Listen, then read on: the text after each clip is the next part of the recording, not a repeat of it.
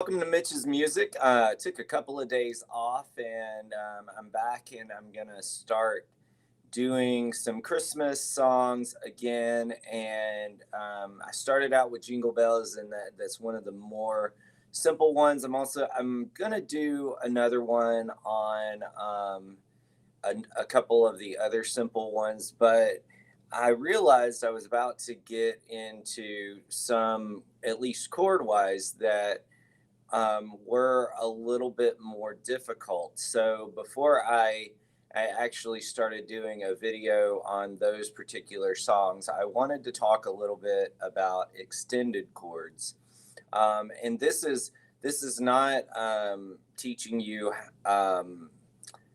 new ways or to play chords or like jazz comping or anything like that. This is basically taking open chords that you already know, mainly open chords that you already know, and showing you how you can play some of these extended chords by learning a little bit about what the extended chords are, what notes are actually being used in those chords, and things like that.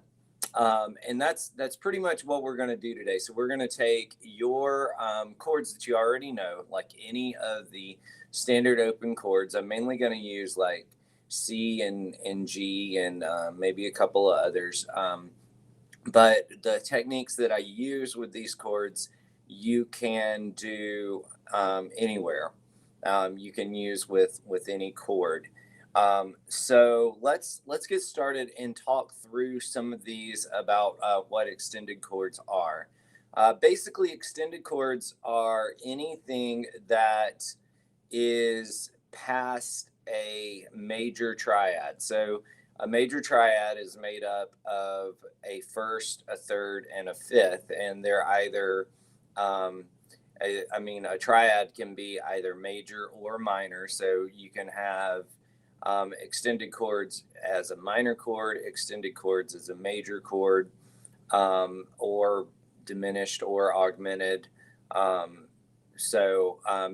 mainly going to talk about the minor and the majors today, particularly the major, because you normally run into minor sevenths and things like that. But in general, with most songs, especially these Christmas songs, the thing you're going to run into are nine chords occasionally, or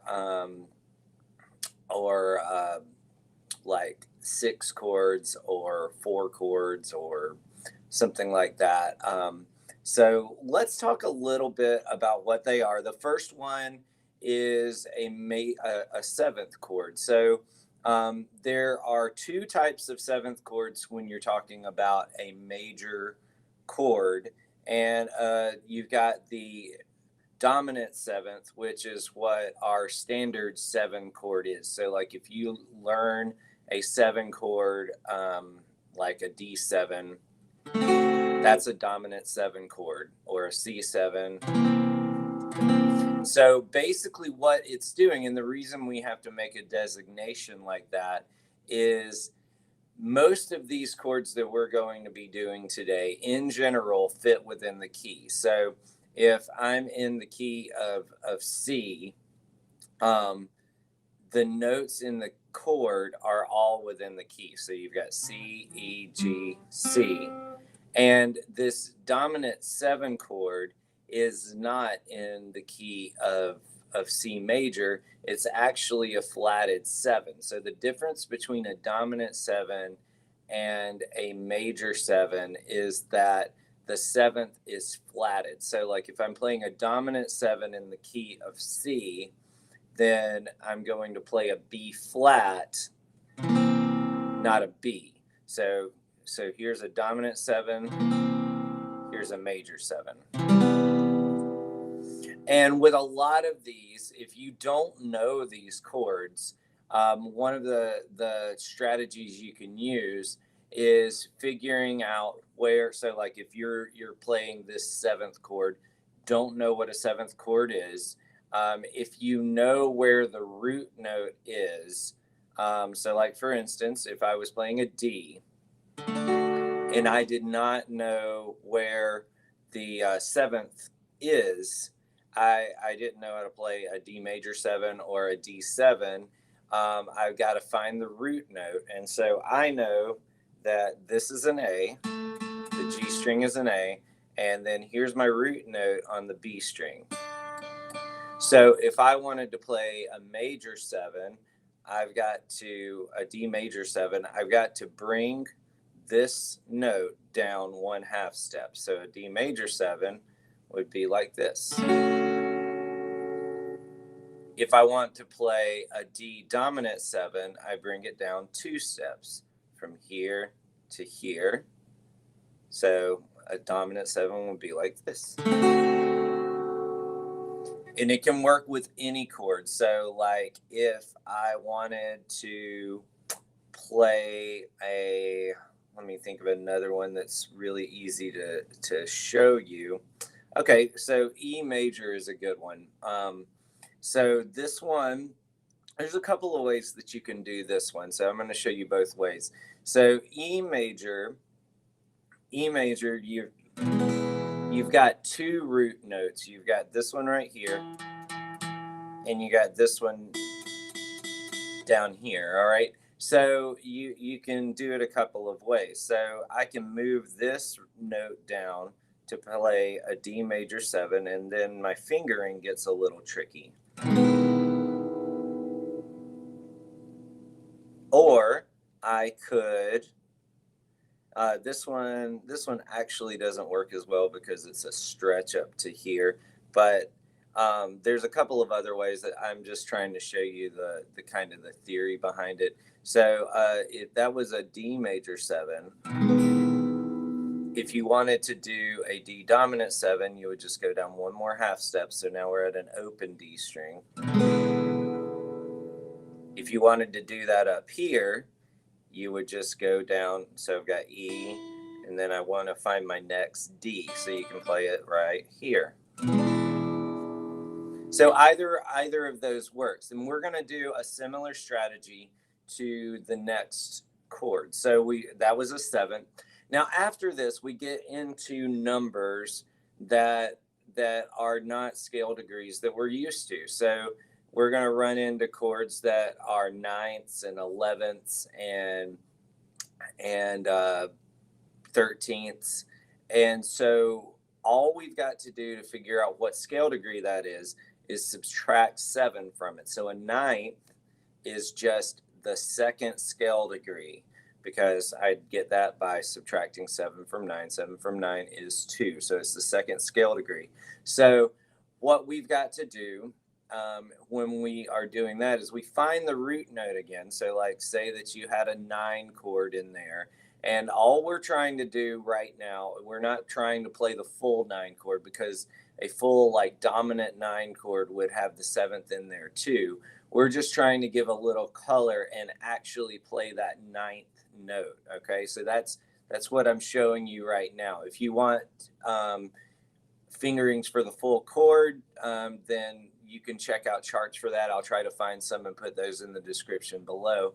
But a lot of these songs where you're running into these chords, especially Christmas songs, they're just trying to either give a slightly different flavor, or it's what we call a passing tone, and it plays that note very briefly. And so when they were writing the chords out, they put a 9 there, whereas it's really not necessarily a 9 chord. It's just that D is in the chord for a little bit.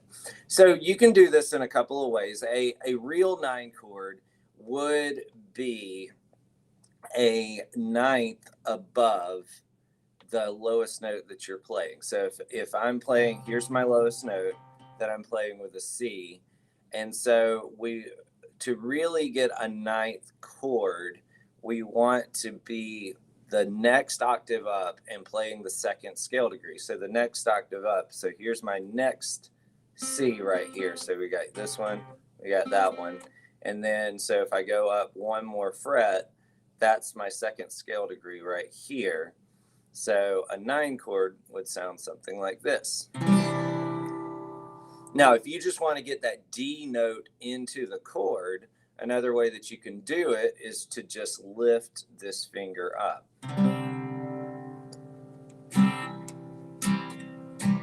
But that's more of like a second chord. But like I said, we're just trying to get the D into the chord to add a little bit more flavor. And I'm trying to show you a couple of different ways to think about it so that you can, without learning brand new chords, you can quickly just add this to your repertoire. So like if we were doing the same thing with G, here's your G.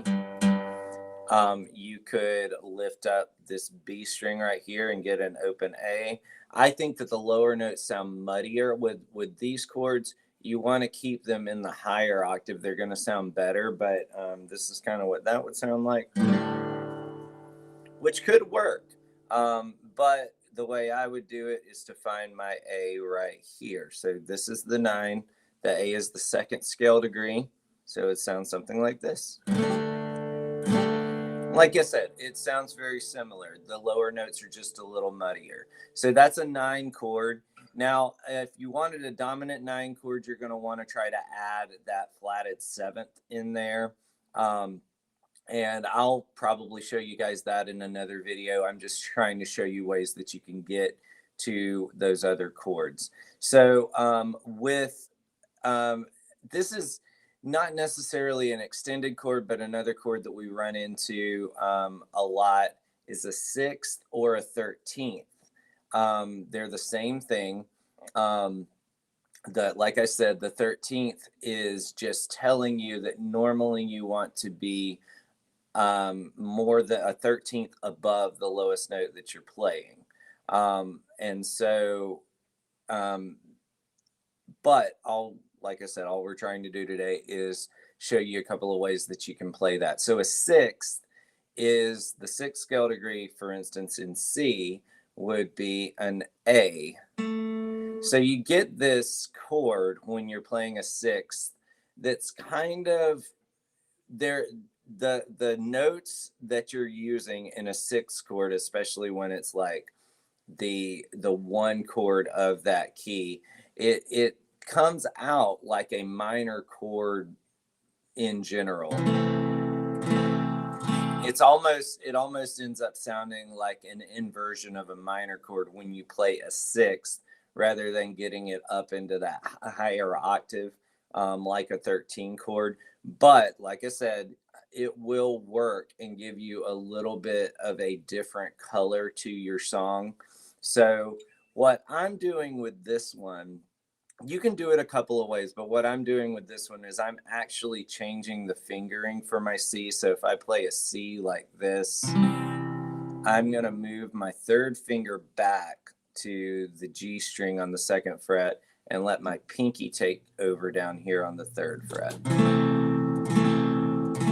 So that gives you that 6th right there. Let me show you on one more chord. We're running out of time. So one way that you can do this is kind of the way that we approach the 7th chords. If you don't know where the 6th scale degree is, you can start at the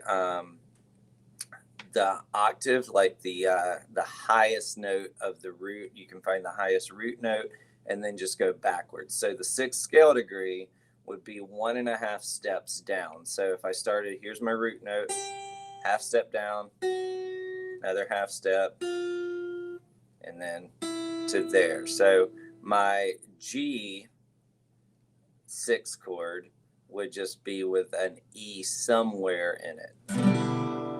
So it sounds something like that. And that's more of that 13th sound like I was talking about, where you're getting that real big span, and so it kind of loses that minor sound that we had with the C chord. All right, and one more. So one more is the 13th. So I did the 13th. One more is the 11th.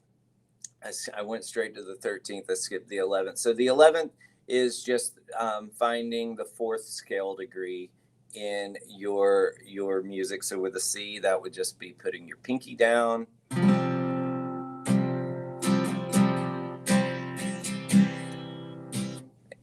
And like I said, it is best to get it up higher, but what we're trying to do is, especially for singer-songwriters, you don't want to worry about moving all over the fretboard and learning brand new chords. So we're trying to keep it simple and keep it close to what you already know. So you just find, for this one, what I would do is find the third scale degree, the E for the C, and then just go up a half step. So for G, what it could look like is, so I've got my G chord. Here's my B. It's my third scale degree. I'm going to go up a half step.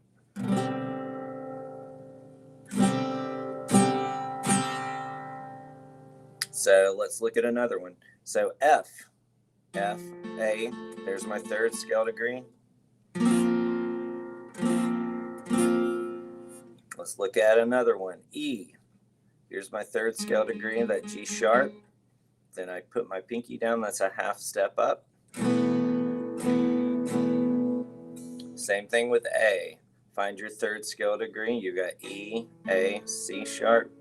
Go up a half step.